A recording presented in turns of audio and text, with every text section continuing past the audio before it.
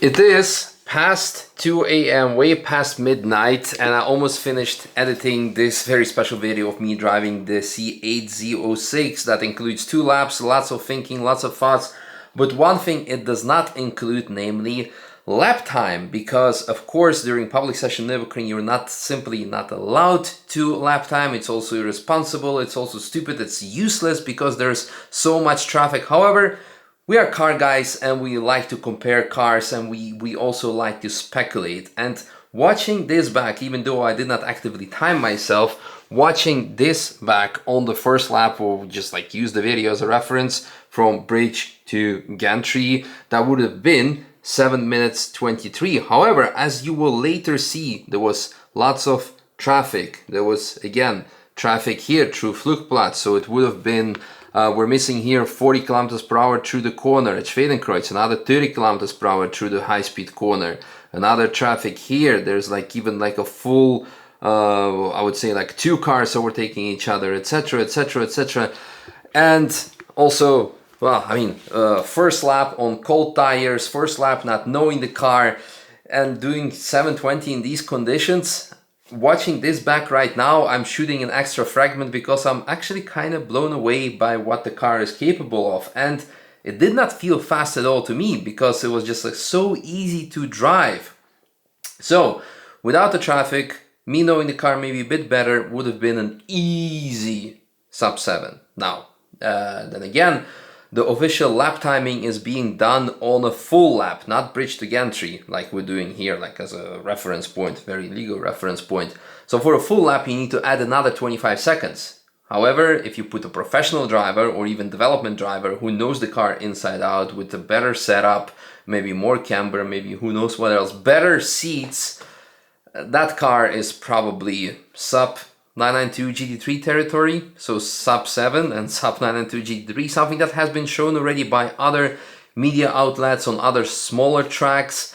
And when these results were published on other racetracks, on shorter tracks, I was one of the people saying like, ah, yeah, sure, but at the Nürburgring, nah, the car will be missing like some specifics. So GM, you've done a fantastic job. I would really love to drive this car on a track day. I would be very curious to see what the car would be able to do in hands of a real proper race car driver professional. And I would be very much curious to see what the ZR1 would do. I know that Z06 was actually here intended to do a lap time, I think 2 years ago already even. And unfortunately it was raining. Yeah, anyway, that's all I wanted to say. Enjoy the rest of the video. My god, what a car. So we have no fuel, and there's lots of cooling happening.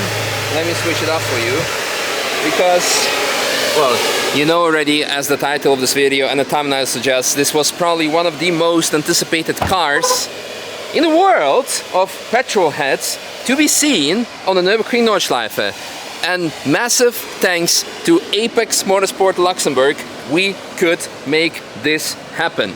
So thanks a lot. Thank you too. Thanks to you. Wow, what a car. Yes, we already did 2 laps to make sure we could do our laps before shooting the intro, because it's the Nürburgring, anything can happen. And my god, what things have happened. So, this car, 640 horsepower, right? 645, yeah. 45, and so some people gonna say like, hold on a second, this is supposed to be 670. We're in Europe. We're being forced to be taking care of the climate by putting OPF filters on the cars, and I'm sure this is definitely going to save the world and compensate for all the Taylor Swift flights that are being taken. Anyway, let's not talk about this. Let's talk about the car. There's lots of sun happening. Let's maybe stand on this side so we can see the beautiful shapes of this. So it has of course, a V8 because it's American, but most importantly, as everyone already knows by now, the flat plane V8 the flat plane crank V8. So inspired by Ferrari 458 Speciale, from what we have seen and could have read.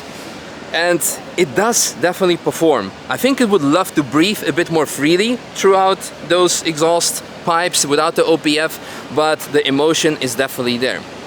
Important to mention, We have been doing our laps on super hyper sticky Michelin Cup 2R tires. It's very impressive and at the same time a bit sad because the car was simply way too fast for today's conditions, because we've been driving during public session on the Nürburgring, not on a track day, so you could see all kinds of different cars that, well, in normal world do not belong on the track at all, such as the Nürburgring, and the cars such as anything with the bike rack on it. So we did 2 laps, and yeah, I realized the car was too fast. You will figure out during the lap my opinion about the car, but fantastic. Is there anything worth mentioning from your side about the car, about the plans? What are you... So yeah, so we changed the tires. Cup 2R, yes. Yeah, mentioned the Cup 2R. We did an alignment already. Because, you did? Yeah, we Very did. good. Because it was not end of camber. Okay, so what we were running? 3 degrees? Yeah, wow. 3. Yeah. Front and back.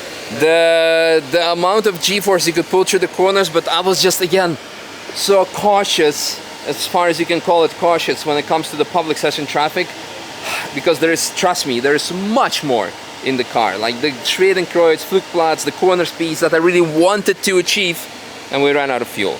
But you can do really, hopefully you guys maybe come back on a track day one day, because most than likely. Yeah, because this car really deserves to be, well, piloted properly. And I'm sure probably at some point you will see Sport Auto set a lap time with it, because we don't do lap times here, we just do normal regular car guy videos. Yeah, are there any other plans with the car? At the moment, no, because it is already good? Already good as it is, honestly. Yes. And yeah. Fantastic. What did you find, how do you find the brakes? For carbon ceramic, pretty good. Yes. Actually, a lot of... for stock carbon ceramic. For stock carbon ceramic. Yeah, because I think maybe you can maybe change the pads, maybe. Yeah, it's still stock. We of course. change brakes at the moment, but... Yes. But it's amazing. Really, really good. Well, I mean, you guys want to see the lap, unless you have already skipped to the lap, then I don't need to talk to you again. One more time, Apex Motorsport Luxembourg, thank you so much. It's been phenomenal. Check out their website. They also built very sick cars, and probably this one will be built as well, I think. I mean, you're probably gonna say no, but we all know how it all happens. Yeah. Okay, there we go. Moment I've been waiting for a lot, and the majority of my audience from US for sure.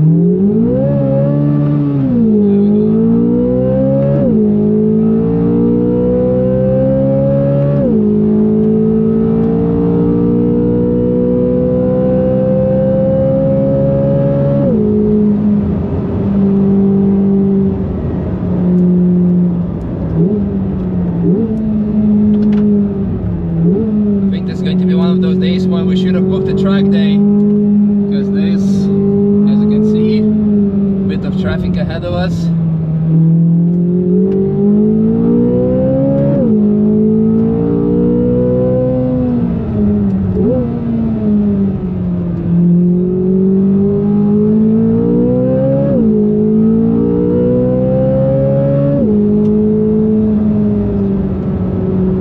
really want to take it easy with this Cup 2Rs being cold.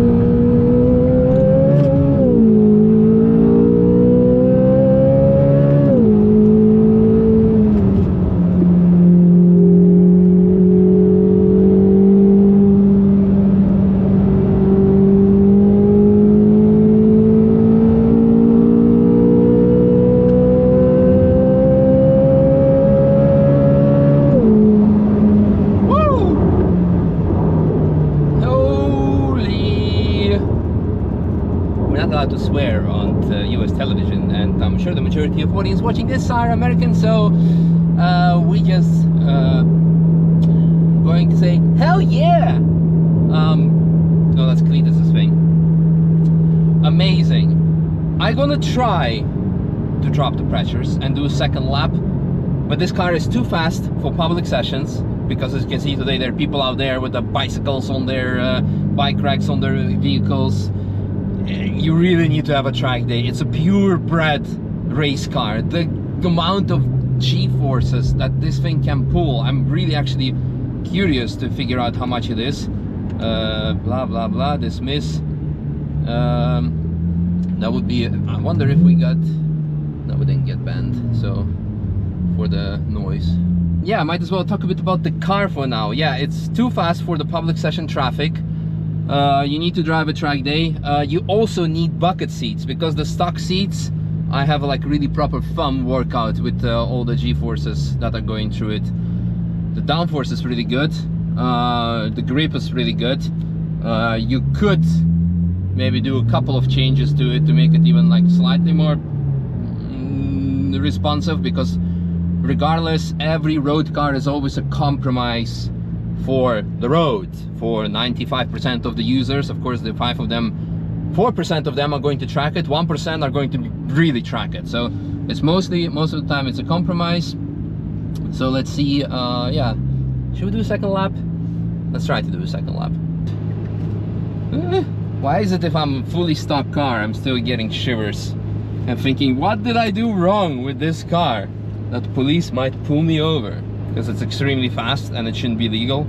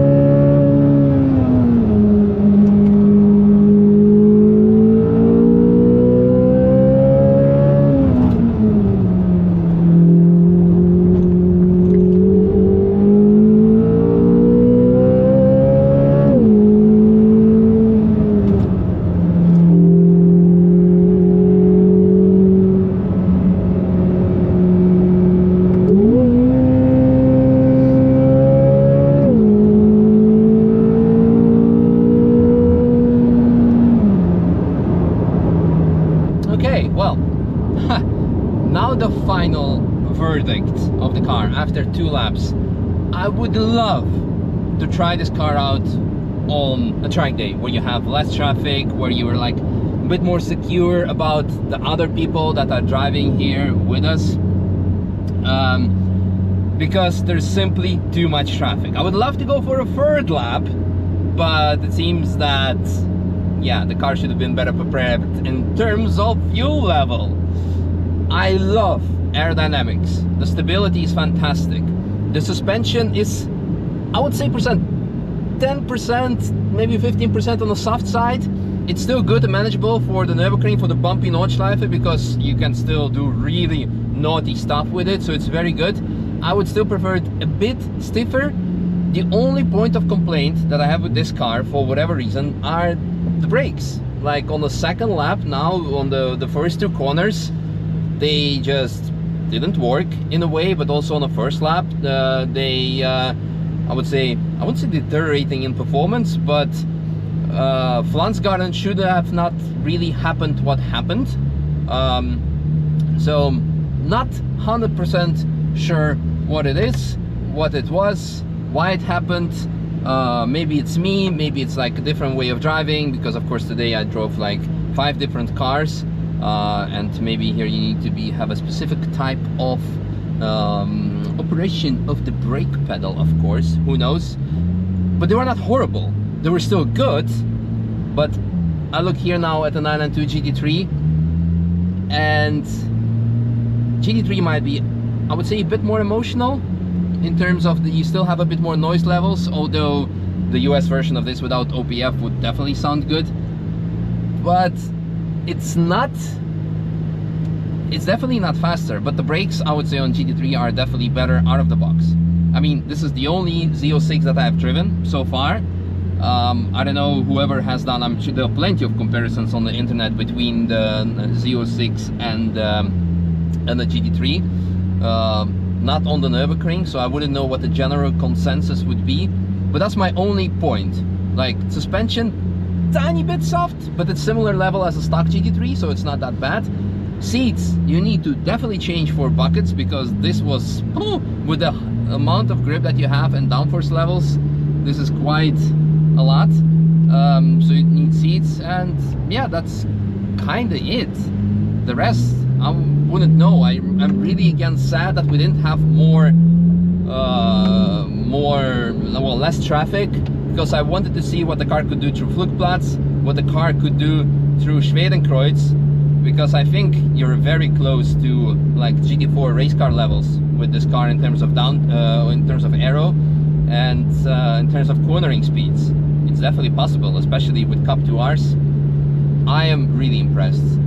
I am even more sad now that A, it took me so long to try one, and most probably B, the price that you pay in US, however, with all the dealer markups, we're not going to talk about those, but the retail price in US versus how much they're going to be costing here, still, this would be definitely an amazing alternative in comparison to the GT3s and GT3 RSs that you have. And with a couple of mods, because why not? That would be a sick car. So I guess now it's waiting for the ZR1, see what's gonna come of that. But I think this for the track, just like the previous generations, will show that this is actually better. Has to do, of course, with the heat soak, actually more manageable power, more fun as well, because you can keep it high in the revs through the corners. Really, really good. So far, car of the year for me. Had we driven it last year, it would have been of the new cars number 2, because the first one would be GT3 RS for sure. Of the overall cars, I would say it would be number 3, because number 2 goes to the SMG S80 V10 DCT E46 BMW M3. That was like one of the most fantastic cars I've driven when it comes to the specialty, but from the factory cars, I think this just goes behind the GT3 RS. Might be even, like I said, it might be probably behind the GT3. I wouldn't say, again, it's not faster than a GT3, maybe faster, but like brakes overall, But actually, this has ventilated seats, massage seats as well, I think. It's very close. It's very close. In terms of uniqueness and downforce levels, definitely prefer this over the GT3 and overall stability. So yeah, I like it. I really, really like it. Anyway, subscribe, like, and share. Hope you guys enjoyed this video. Wow. We're now at Vulcan Alpha. Could we slap a bigger wing on it and a front splitter? Does the car need it? Not a single car needs mods, but we're car guys.